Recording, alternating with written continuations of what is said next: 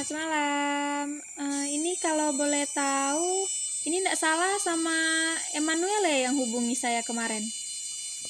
Ya betul Bu, saya memang hubungi Bu kemarin.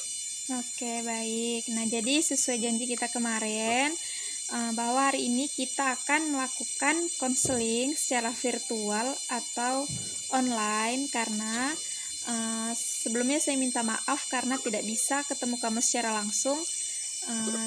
Karena kamu tahu sendiri keadaan kita sekarang seperti apa, kita harus menjaga jarak dulu. Jadi kita mencoba melakukan konseling kali ini secara online ya. Ya baik Bu. Oke, kalau begitu kabar Emmanuel sekarang bagaimana? Kalau kabar saya baik aja Bu. Oke, syukurlah kalau kabar kamu baik. Kira-kira ada apa ya kamu menghubungi saya? Apa yang ingin kamu bicarakan? Ya, kemarin saya ada hubungi Ibu itu betul. Saya selama ini merasa kayak harian saya itu rumit Bu. Saya bosan. Saya ingin berdiskusi sama Ibu. Kayak kan saya pernah dengar dari teman-teman juga kayak ada namanya konseling gitu kan. Teman saya juga pernah gitu terima kayak dibuat pengarahan kayak gitu lah Bu. Nah dia ceritanya tuh bilang itu konseling. Nah jadi saya tanya kayak gitu kan, terus teman saya bilang bagus katanya, siapa tahu bisa mengurangi masalah saya kan Bu. Jadi saya hubungi cari-cari di sosial media, ternyata saya dapat hubungi Ibu, jadi saya langsung hubungi Ibu kemarin Bu. Oke, baik. Jadi seperti yang kamu katakan bahwa kamu ingin melakukan konseling sama saya. Jadi hari ini kita akan konseling ya. Jadi saya akan menjelaskan sedikit terkait proses konseling itu sendiri. Jadi di sini dalam proses konseling itu ada beberapa asas. Nah, salah satu asas dalam konseling adalah asas kerahasiaan. Jadi dalam asas kerahasiaan tersebut, kamu nanti boleh menceritakan apa saja yang kamu ingin ceritakan. Kamu tidak perlu takut, kamu tidak perlu khawatir, kamu jangan ragu-ragu menceritakan semua masalah kamu, apapun yang ingin kamu katakan karena di sini saya akan menjamin, saya akan simpan semua rahasia atau apapun yang kamu ceritakan nanti, dan saya akan menjaganya dengan baik. Sampai sini Emmanuel bisa paham? Oh iya Bu, bersifat kita berdua aja Bu, personal gitu ya? Iya. Sama Ibu sama Tuhan aja ya Bu. Ya, seperti itu. Jadi kamu tidak perlu khawatir, apapun yang kamu ingin ceritakan aja ya. Jangan takut. Oke, nah saya juga ingin menjelaskan dulu bahwa dalam setiap satu kali pertemuan atau konseling kita nanti, kita akan laksanakan kurang lebih 10-20 menit. Ibu kira itu cukup ya untuk menghindari atau agar kita bisa dapat segera menyimpulkan apa yang menjadi solusi untuk kamu nanti. Iya, baik, saya paham Bu. Oke. Nah tadi kalau Ibu boleh tanya nih, di awal kan kamu menceritakan kalau hari-hari kamu itu terasa rumit seperti itu ya? Ya. Oke, bisa dijelaskan rumit di sini diartikan rumit seperti apa ya? Coba kamu jelaskan. Ini Bu, kan saya ini mahasiswa Bu, sudah semester akhir. Jadi kan itu kan cuma skripsi. Nah, terus saya ini kan sudah buat itu skripsinya, kan buat proposal gitu Bu, saya buat, terus saya kasihkan ke dosen. Nah terus kasihkan ke dosen, kan ini juga lagi ada masalah COVID ini kan Bu, jadi kan katanya kan kayak lewat online aja kumpulkan tugasnya. Nah jadi saya kumpulkan, terus dosennya ini kayak ngulur-ngulur waktu itu nanti, kayak dia kasihnya hari ini, dia kasihnya kayak dia ceritanya mungkin tahun depan atau bahkan sampai bulan depan dia udah periksa Bu. Jadi kayak saya tuh bingung, baru kan saya ini kan anak pertama, jadi tekanan dari keluarga saya juga saya rasa terlalu mana Bu ya. Udah kan saya sudah selesai, jadi mereka tanya itu kayak kamu sudah sampai di sini, sudah mau selesai, jadi harus cepat-cepat selesai gitu kan. Mereka menekan saya kayak, jadi saya tuh kayak merasa bingung, rumit gitu, harus jalan itu kayaknya takut begitu lah Bu. Jadi tekanan dari dia, dari dosen saya juga begitu juga buat saya jadi bingung, harus saya tuh jalannya kayak mana. Saya pun takut karena ya itu lah Bu, kan saya ini ceritanya mau lulus kan, jadi keluarga saya tuh tanya-tanya terus. Jadi orang tuh lewat aja, orang tahunya kalau mau selesai, jadi orang tuh udah kayak mana kita ya, kayak mana rasanya jadi seperti saya kayak sudah ngasih laporan apa semua ke sana ke dosennya, tapi dosennya tuh belum respon Bu, lama itu tuh respon saya. Bahkan kemarin dia bilang kalau kan dalam itu ya, terus katanya dia kirimkan aja filenya saya, terus disuruh kirimkan. Nah terus hari itu besoknya saya tanya, hari kedua saya tanya gimana Pak, saya sudah kirimkan, apakah sudah diperiksa, saya kalau sudah diperiksa saya mohon ada laporannya biar saya kembali depan biar saya perbaiki yang sudah dikoreksi biar Bu. Tapi tidak dibalas balas Bu, tidak pernah dibalas, sampai 1 bulan lebih dia tidak balas. Terus ada juga kan di grup pembimbing kami, dia kasih tahu grup pembimbing kalau misalnya dia itu tidak menerima laporan secara soft file berbentuk online, itu dia tidak terima Bu, dia maunya langsung ketemu secara langsung seperti itu Bu. Jadi saya rasa kayak saya itu dipermainkan gitu lah Bu, jadi saya pun yang makin bingung kayak mana kayak ini. Terus ada kendala dia harus kemana begitu lah Bu, jadi saya itulah rumit Bu. Oke, baik. Jadi kelihatannya kamu di sini tuh sangat tertekan, sangat galau sama keadaan kamu sekarang ya. Oke, kalau boleh diceritakan nih, apakah ada hal lain yang membuat kamu tuh semakin jenuh menghadapi tugas akhir kamu sekarang? Hal lainnya ya ada Bu, dari kayak teman-teman saya, dari lingkungan saya Bu gitu. Kalau itu kayak mana ya mau jelaskan ya rasa dalamnya saya sendiri juga Bu sih yang begitu buat saya makin tertekan gitu aja. Ini lah Bu, kan orang tua saya ini juga kasihan sudah kerja terus, jadi saya mikirnya ke mereka gitu lah, mereka sudah kerja setengah mati, kadang mereka sakit, mereka tidak peduli kan buat saya kan hanya untuk tanya itu pola gitu lah. Jadi saya itu merasa kayak saya itu tidak ada gunanya buat orang tua saya gitu lah.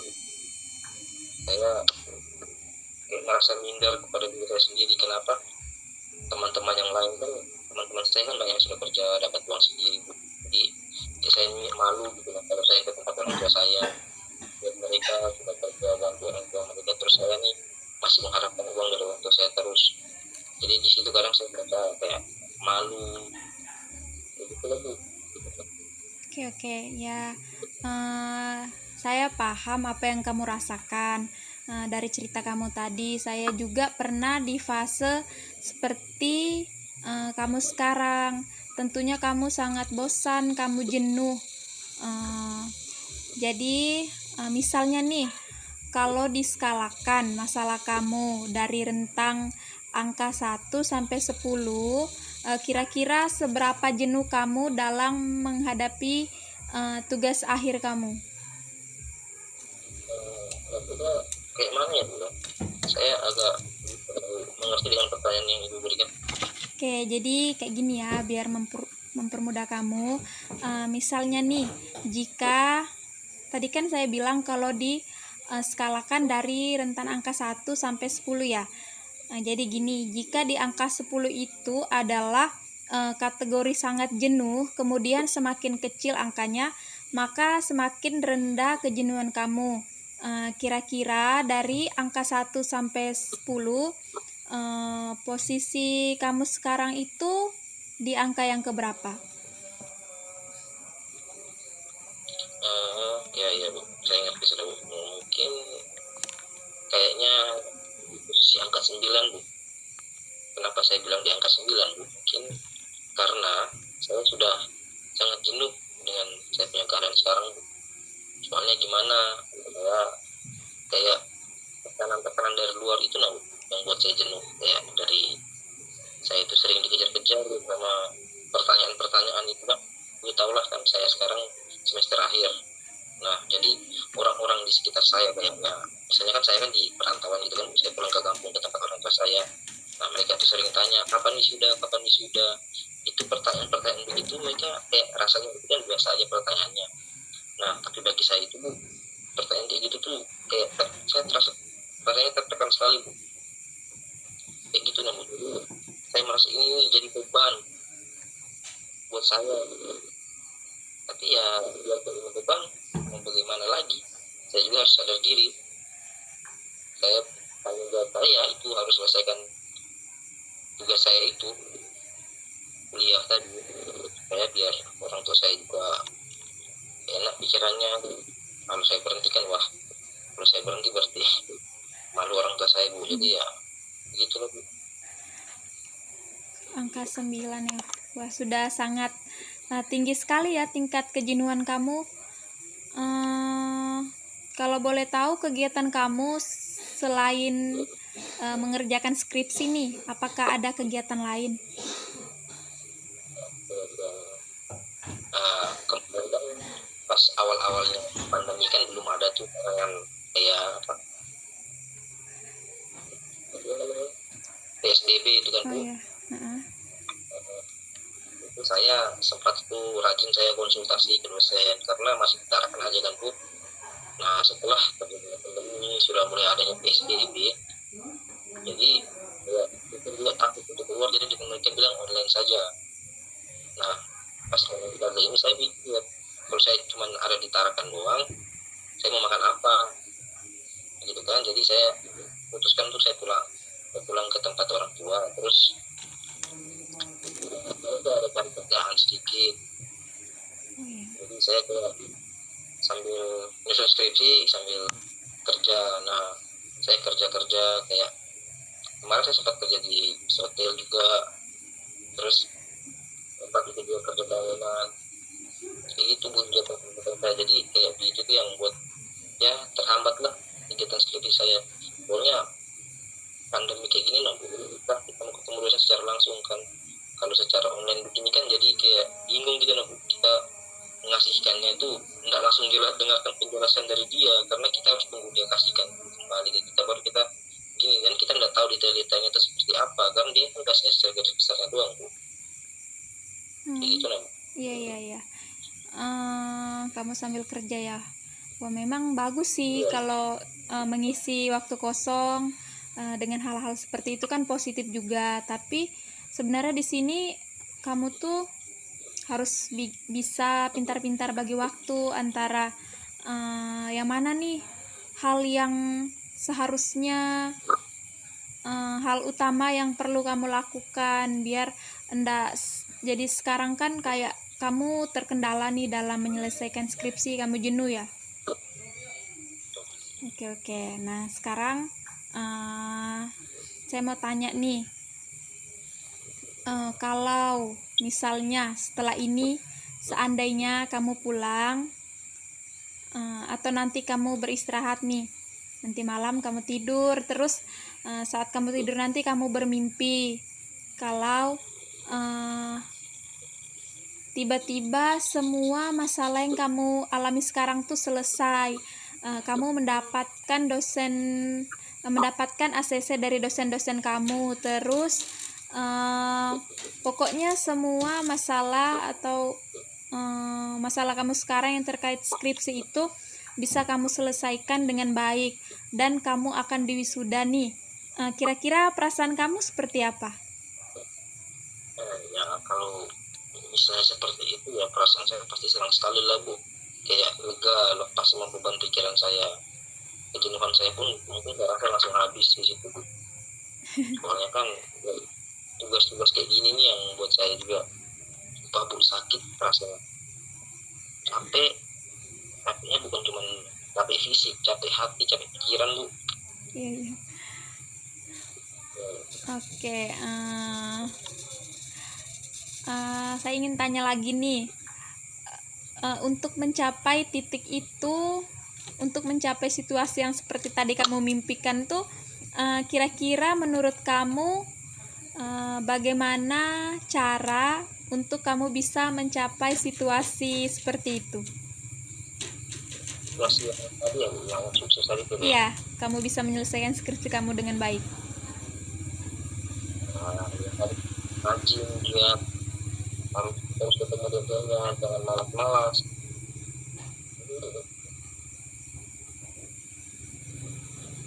Oke. Di sini kamu tuh harus tetap semangat ya, sabar, lebih berlapang dada, jangan mudah berputus asa. Terus tuh kamu tuh juga harus semakin giat, semakin berusaha lagi untuk melewati situasi kamu sekarang. Memang tidak mudah. Jujur saya juga pernah sih merasakan seperti ini, tapi kita tuh tidak boleh berputus asa dan tetap di situ-situ aja. Kita harus berusaha melangkah bagaimana nih cara keluar dari situasi yang sangat sulit. Saya yakin kamu juga tidak mau kan berlama-lama dalam situasi seperti ini. Jadi kamu tuh harus sabar. Ya memang. Ya Ibu, sabar ini kalau sabar terus kayak mana Ibu? Ya, jenuh kayak Ibu tuh dengan keadaan saya seperti ini nih. Makanya saya sampai ya kayak mana ya, dulu sudah mau selesaikan solusi saya kayak mana, makanya saya ini datang cari Ibu ini gitu. Jadi kalau misalnya bicara sabar terus, saya sudah sabar sekali Bu. Kalau memang saya tidak sabar, wah karena ya Bu ya, mungkin itu tidak lanjutin kuliah saya Bu. Oke.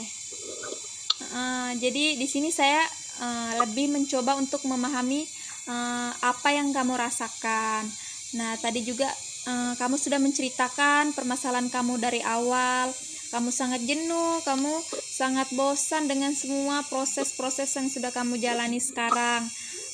Kamu tidak kuat, pokoknya sangat jenuh dalam menyelesaikan skripsi kamu. Jadi dalam konseling kali ini kita itu mempunyai tujuan di mana kita akan mengatur, kita akan memanajemen emosi dan kejenuhan yang kamu alami. Betul seperti itu? Ya,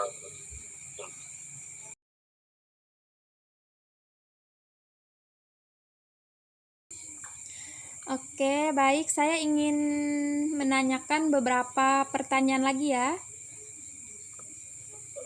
Oke, kita lanjut diskusi. Jadi begini, kita langsung saja. Jika boleh saya bertanya, seandainya nih kamu bisa melewati permasalahan kamu sekarang, kamu bisa menyelesaikan skripsi kamu, hal apa yang ingin kamu lakukan?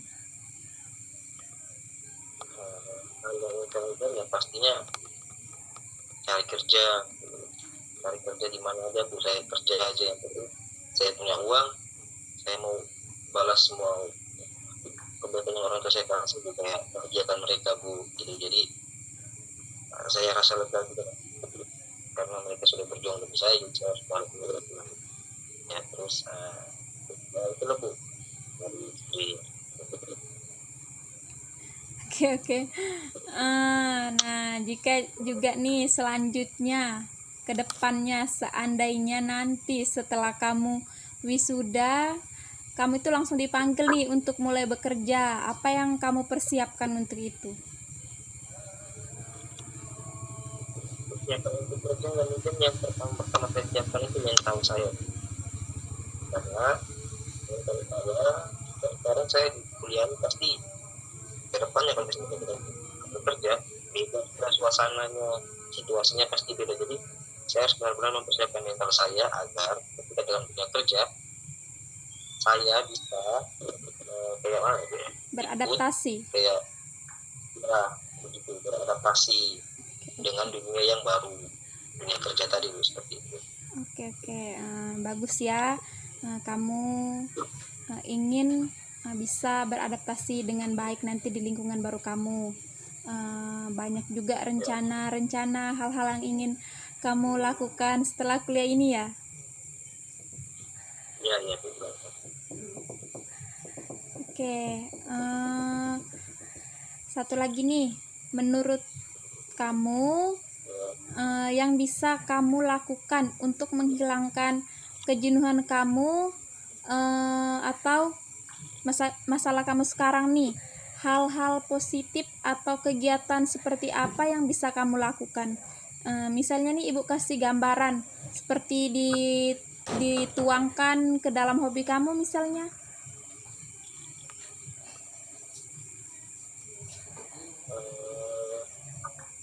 Mungkin hal-hal positif kayak apa ya, saya itu orangnya cepat bosan ya, jadi kalau misalnya mengerjakan sesuatu terlalu lama dan berlarut-larut itu kayak saya jadi bosan gitu.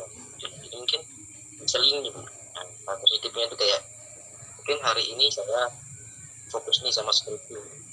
Nah, besoknya mungkin saya sediakan waktu untuk bisa main sama teman saya mungkin Bu, atau cari kesenangan refreshing sedikit Bu. Soalnya kalau terus-terusan begitu saya nggak bisa Bu orangnya kayak gitu. Oh iya. Oke, jadi kamu tuh lebih tuangkan ke untuk berkumpul sama teman-teman ya. Biasanya kalau berkumpul sama teman-teman nih, kamu yang kalian lakukan itu apa? Teman-temannya kadang paling ngobrol, kalau enggak ya main game bareng gitu lah Bu. Oke, kalau kayak gini nih, setelah ini saya akan memberikan tugas yang seru, yang menyenangkan buat kamu. Tapi ini bukan seperti tugas-tugas kuliah yang membosankan ya. Jadi kayak gini, di awal juga pas membuat janji untuk konseling, kita kan sudah bicara banyak juga nih terkait apa hobi kamu. Di situ kan kamu bilang kalau kamu itu sering biasanya juga meluangkan waktu sedikit untuk membuat video caption yang captionnya tuh positif, bisa membangun semangat kamu sendiri, seperti itu ya. Jadi di sini tugasnya itu Ibu minta kamu itu mengekspresikan semua kreativitas kamu ke dalam hal itu. Jadi kamu paham nggak maksud Ibu seperti apa? Paham. Oke. Angka 4. Baik, sangat bagus ya. Saya percaya kamu tuh bisa. Kamu tuh sebenarnya bisa. Kamu tuh memiliki solusi untuk menghadapi masalah kamu. Hanya saja kamu itu bingung dan perlu arahan untuk melakukan solusi-solusi tersebut. Nah, semoga setelah ini kedepannya itu kamu tuh mampu menghadapi masalah-masalah kamu dengan lebih baik lagi, dengan lebih bijak lagi ya. Ya, amin Bu, terima kasih banyak Bu. Ya. Sampai sini apakah ada hal lain yang perlu ditanyakan? Ini saya rasa cukup Bu, soalnya saya rasa sudah agak baik sudah perasaan saya Bu. Oke, baik. Kalau begitu kita akhiri konseling kita ya. Oke, nanti misalkan seandainya nanti kamu ada lagi nih hal lain yang ingin kamu diskusikan, kamu bicarakan lagi, silakan kembali hubungi saya ya. saya siap untuk membantu kamu. Ya baik Bu, terima kasih banyak Bu. Akhirnya Oke, ya sama-sama. Ya, terima kasih kembali ya. Kita akhiri. Ya, selamat oke Bu, malam. selamat malam. Oke.